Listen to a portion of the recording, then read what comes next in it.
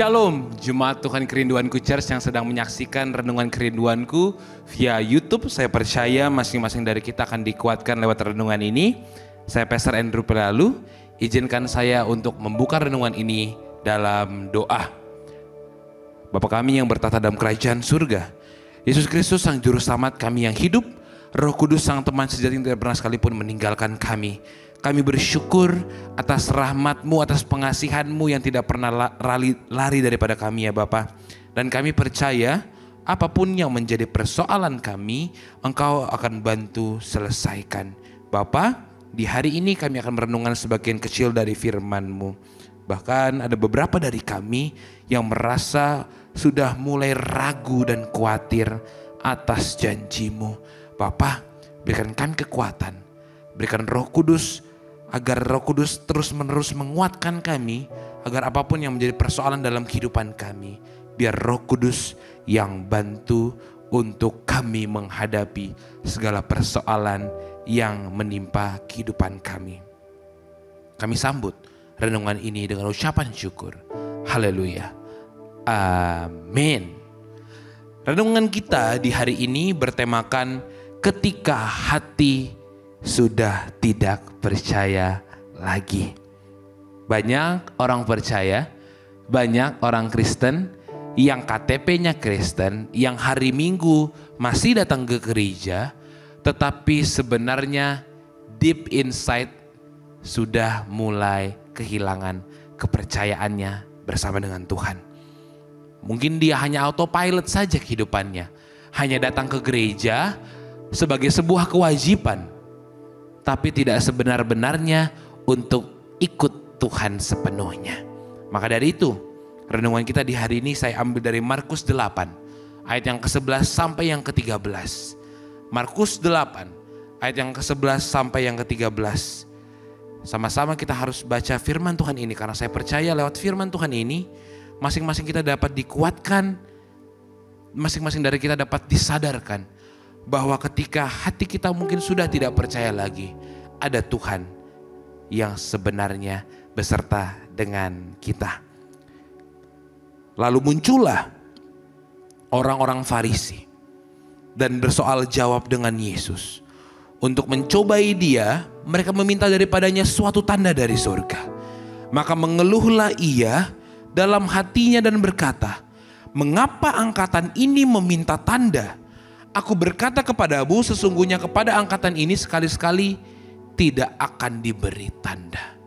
Ia meninggalkan mereka, ia naik pula ke perahu dan bertolak ke seberang. Saudara-saudari yang terkasih dalam nama Yesus Kristus, itulah yang terjadi dalam perikop ini, di mana orang Farisi datang bukan untuk belajar, bukan untuk percaya, tetapi untuk mencobai Yesus. Mereka menuntut tanda dari surga, padahal mereka sudah melihat begitu banyaknya mujizat dan kedahsyatan yang telah Tuhan genapi. Namun mereka tetap tidak mau percaya. Maka poin yang pertama di hari ini, tanda dari Tuhan tidak akan mungkin meyakinkan hati yang keras.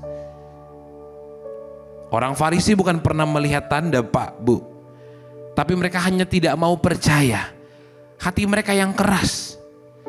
Banyak orang hari ini seperti itu. Banyak orang seperti kita di tempat ini yang merenungkan firman Tuhan ini lewat YouTube. Saya percaya banyak dari kita juga yang punya hal yang sama, punya pemikiran yang sama. Punya anggapan bahwa kalau Tuhan benar ada, tunjukin dong. Kalau Tuhan benar ada, buktikan dong.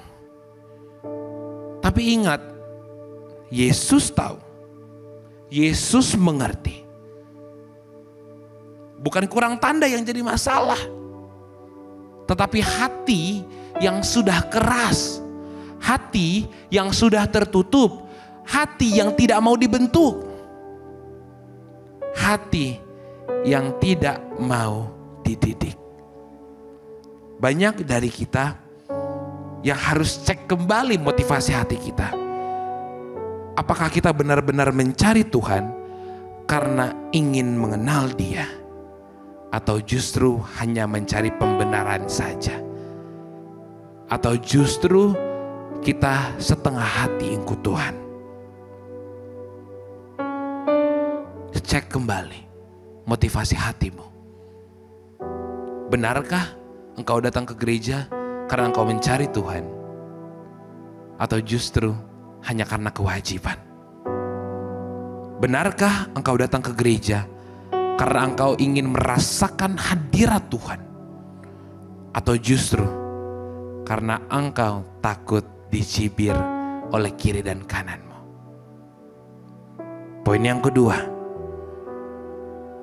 jangan kehilangan hadirat Tuhan karena sikap hatimu yang sudah mulai ragu ikut Tuhan. Ayat yang ke-13. Ia meninggalkan mereka. Ia naik pula ke perahu dan bertolak ke seberang. Ayat 13 ini menjadi sangat penting karena ada kata-kata di mana lalu ia meninggalkan mereka. Ketika hati kita keras dan kita tidak mau bertobat, hadirat Tuhan bisa menjauh.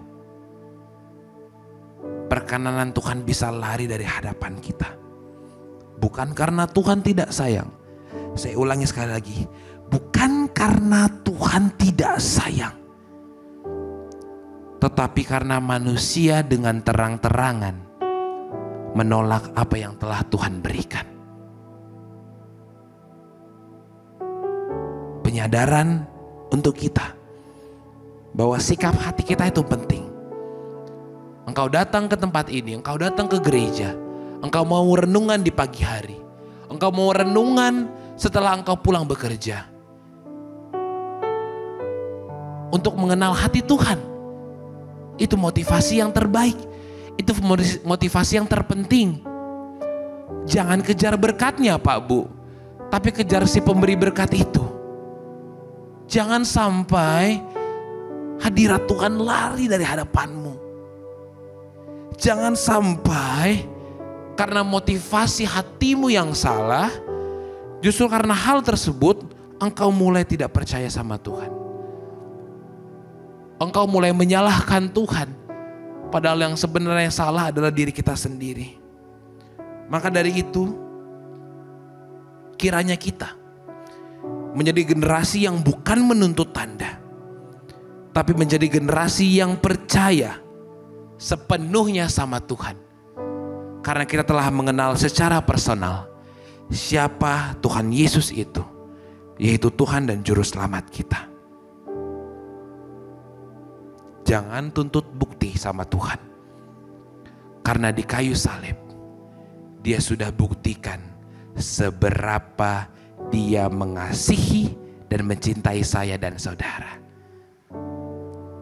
Justru harusnya Tuhan yang minta kita buktikan sama Dia bahwa kita benar-benar meneladani Kristus sebagai Juru Selamat kita yang hidup.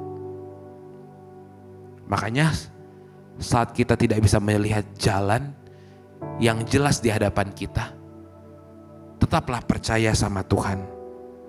Tetaplah andalkan Tuhan. Karena satu-satunya pengharapan kita adalah bersama dengan Tuhan. Amin. Kita tutup Alkitab kita. Kita datang sama Tuhan. Kita nyanyikan lagu Hatiku Percaya.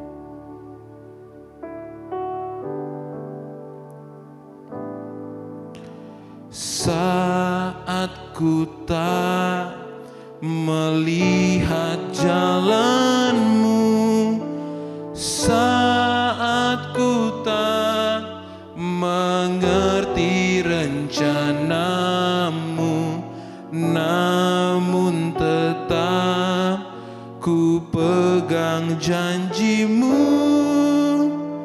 Pengharapanku hanya padamu. Hatiku percaya,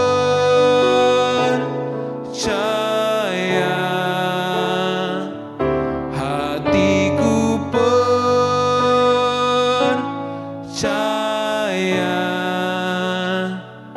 hatiku percaya.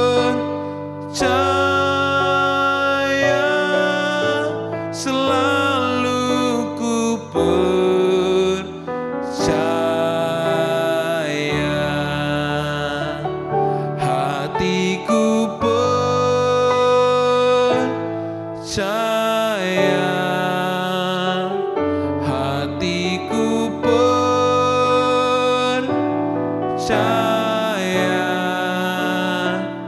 hatiku percaya, selalu ku percaya. Dengan lembut hatiku percaya,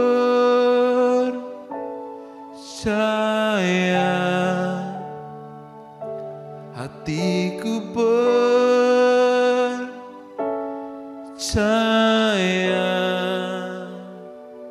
hatiku percaya,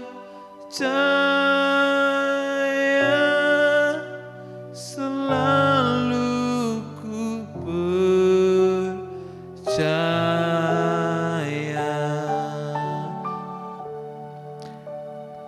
Bapa kami yang bertata dalam kerajaan surga, Yesus Kristus Sang Juru Selamat kami yang hidup, Roh Kudus Sang Teman sejati yang tidak dapat sekalipun meninggalkan kami. Kami percaya walaupun ketika kami mulai ragu sama Engkau, kami mulai tidak percaya lagi sama Engkau, Engkau akan menyadarkan kami, Engkau akan mengajari kami agar kami dapat sepenuhnya untuk mengandalkan Engkau.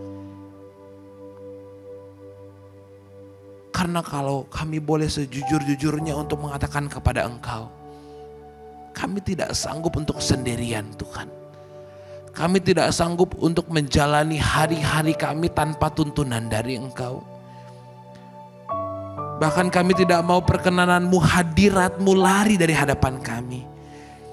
Maka dari itu ajari kami untuk kami bisa merendahkan hati kami, agar kami tidak sombong dan kami akan mengandalkan Engkau sepenuhnya ya Bapa. Agar setiap masing-masing kami yang mendengarkan renungan ini, masa depan kami Engkau jagai. Pekerjaan kami yang belum kami dapatkan Engkau berikan di waktu yang tepat. Kesehatan dari keluarga kami, bahkan kami secara pribadi, Engkau berikan kesehatan yang prima. Bahkan hati kami yang sudah mulai keras, Engkau lembutkan Bapa, agar hati kami mau dididik untuk ditransformasi lebih dan lebih lagi. Agar Engkau bisa pakai kami untuk tujuan-Mu yang besar. Terima kasih Bapa atas renungan-Mu di hari ini. Engkau mengajari kami agar kami dapat sepenuhnya untuk mengandalkan Engkau, agar kami tidak mengeraskan hati kami, agar kami dapat memusatkan perhatian kami sepenuhnya kepada Juru Selamat kami. Terima kasih Bapa, terima kasih Yesus, terima kasih Roh Kudus. Sama-sama kita katakan, amin. Ingat, yang punya surga, crazy in love with you. Tuhan berkati, God bless you.